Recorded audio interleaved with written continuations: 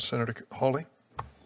Thank you, Mr. Chairman. Congratulations to the nominees. Mr. Long, I didn't understand your answer to Senator Blackburn, so I just wanted to come back to that for a second, if I could. She asked you if you participated in any meetings at all related to the Hunter Biden laptop. Was that a yes or a no?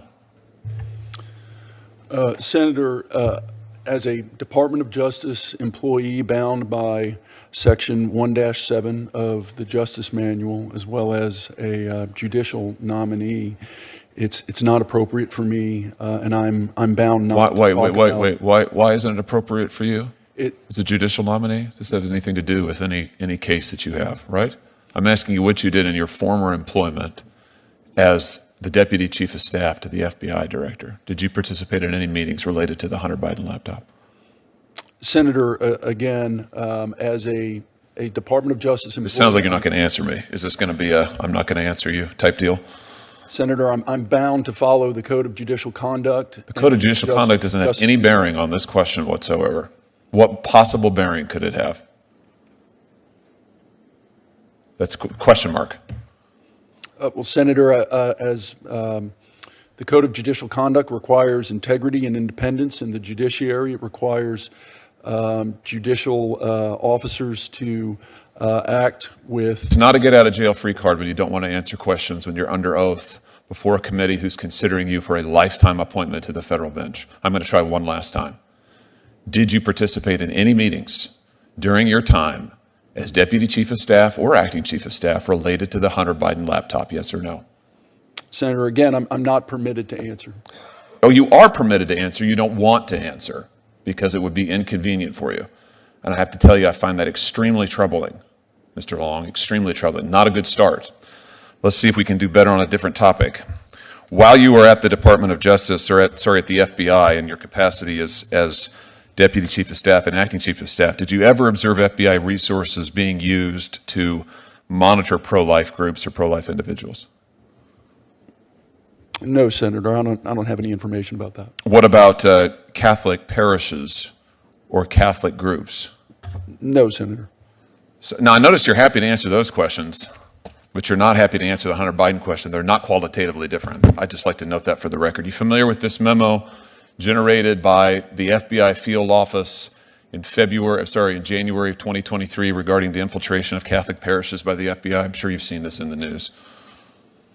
I've not seen that memo, but I've seen news reports relating to that memo. Well, let me tell you what's in the memo. In the memo, the FBI field office in Richmond recommends infiltrating Catholic parishes that it deems traditionalists associated with the Latin Mass, recruiting FBI informants within those parishes to monitor speech within the parishes. The House Judiciary Committee has later learned, this is in a letter dated April 10th, 2023, that the FBI relied on at least one undercover agent to produce its analysis in this memo, and the FBI has proposed that its agents engage in outreach to Catholic parishes to develop sources among the clergy. Did any of this occur while you were at the FBI? Senator, I've not been at the FBI in over 2 It's not my question. years. Did any of this occur while you were at the FBI? Did you see anything like this happening while you were at the FBI? I did not, Senator. Do you think it's appropriate? Senator, I haven't worked at the FBI in I'm not asking you over 2 that. years. I'm asking you, do you think this is appropriate? Do you think it's appropriate to recruit informants in Catholic parishes? Senator, I don't know the circumstances underlying that memo. I have not reviewed that memo. It wouldn't be appropriate for me to comment on it. It's not appropriate for you to comment on whether or not the federal government of the United States should be infiltrating religious entities and organizations and trying to recruit informants and sources in the clergy? You don't have an opinion on that? You want a lifetime federal appointment to the judiciary to conduct impartial justice, but you can't say that this is inappropriate? You know, let me give you a refresher course. The Attorney General of the United States sat right where you were sitting, and he couldn't run away fast enough from this. He said it was a gross abuse of department authority. He claimed that it had never happened. He was not telling the truth, it turns out. But he said that if it was happening, he put a stop to it immediately, because it was grossly inconsistent with the First Amendment of the Constitution of the United States. Can you say that?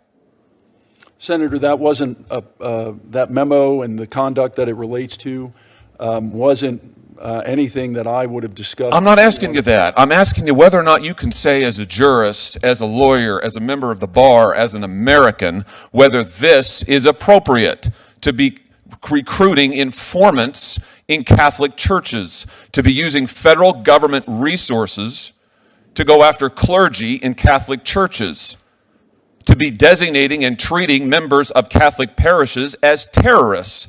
Is that appropriate or not? Senator, again, based upon my experience at the FBI, this was not something that we ever discussed. This was not, I've never seen that memo before. It would not be appropriate for me to comment. I cannot believe your answers. I cannot believe that I can't believe anybody who would come before this committee would look at this and look at what they have tried to do and just listen to the Attorney General, for heaven's sake, and would not say it's grossly inappropriate, this should never happen. I'm absolutely stunned by this. And for that reason, among others, I cannot support your nomination. Thank you, Mr. Chairman. Senator Lee. Mr. Maddox, I'd like to start with you. In 2000, you worked for a group called ACORN, the Association of Community Organizations for Reform Now. It's a left-wing organization, an advocacy group mired in scandal over allegations of election interference, embezzlement, and other illicit activities. What were your responsibilities in that role when you worked for ACORN? Good morning, Senator. I worked for ACORN approximately 23 years ago for a couple of months, and my role was primarily focused on the membership drive, where I visited and canvassed neighborhoods in Washington, D.C., recruiting members for the organization. Did you ever participate in ACORN's voter registration drives? You know, Senator, looking back, I'm not sure whether there was a voter registration component to recruiting members to the organization. I think that that's possible. I don't specifically remember it. And I have to note that you mentioned the scandal earlier. It's my understanding that that scandal arose several years after my involvement in ACORN ended, and I did not witness any voter registration fraud and certainly didn't participate in any. You were there in 2000 and left thereafter? Correct, Senator. Okay. Now, you stated in your bio that you'd been a member of the American Constitution Society starting in 2008. Is that correct? As a law student, I was a member of the organization at Yale Law School. Yes, Senator. Okay. Now, the American Constitution Society is advocating very strongly for what they characterize broadly as, quote, Supreme Court reform. If you go to the organization's website, it puts a little bit more detail on the matter. It says, quote, our Supreme Court is in a full-fledged legitimacy crisis. Put simply, we no longer have a Supreme Court that can be trusted to uphold constitutional rights, democratic principles, and judicial norms in this country. Close quote. Let's just pause right there. I've got more I want to read from that. Do you agree with that so far? Senator, my involvement with ACS ended at the time that I graduated from law school, and I'm not aware of any positions that they've taken on this particular issue. But as a sitting judge, I'm bound to follow the precedent set by the Supreme Court, and I do so faithfully in my work, and I will continue to do so if I have the fortune of being confirmed for a district judgeship. Do you agree with the assertion made in the statement that I just read to you? Senator, as a sitting judge, I don't believe it would be appropriate for me to comment on that particular issue. That issue could be an issue that comes before me in my role as a judge, and I don't believe that it would be proper for me to comment on that. Right. Well, I would certainly hope that as a sitting judge or as a judicial nominee to become a judge, you couldn't reach any comment other than to say, I disagree with it. I mean, this is calling into question the legitimacy of the court. It's saying that we no longer have a Supreme Court that can be trusted to uphold constitutional rights. Are you saying you take no position as to that and that you can't take any position as to that? I was referring to any arguments that that organization may have to support the position that you've been describing. I can say that as a judge, I treat the Supreme Court's majority opinions as the law, as the state of the law. And I apply it in the cases where it applies, any cases before me that come before me in my role as a judge. I apply relevant Supreme Court cases. Why would it be asking too much for you to say, I disagree with ACS's characterization that the Supreme Court cannot be trusted to uphold constitutional rights? I follow the Supreme Court in everything that I do, Senator. They set the supreme law of the land, and I follow that law and apply it in my cases. Even as far as I'm concerned, the Supreme Court is a legitimate institution. Okay. And an institution that can be trusted to uphold constitutional rights. That's the institution that's charged with upholding constitutional rights, Senator, and I follow their direction. Now,